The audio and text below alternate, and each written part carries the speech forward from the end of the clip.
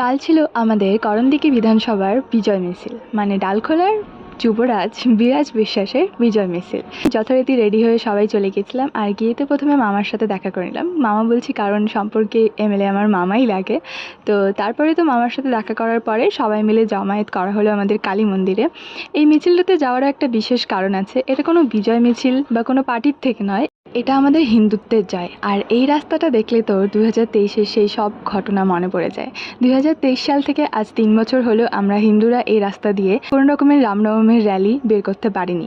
আর এটা হয়তো সম্ভবও হতো না যদি বিজেপি না জিততো।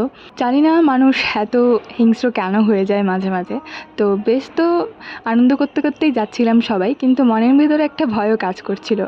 আদৌ কি আমরা র্যালিটা সম্পূর্ণ করতে পারবো, ওই রাস্তা দিয়ে যেতে পারবো?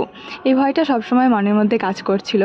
আর তাও আমরা বেশ আনন্দই করছিলাম, আবির দিয়ে পুরো ভূত হয়ে গিয়েছিলাম।